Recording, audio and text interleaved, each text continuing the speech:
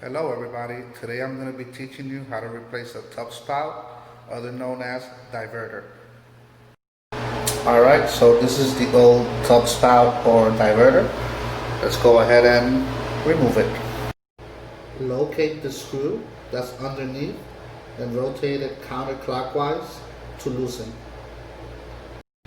Once the spout is loose, you can just pull it out.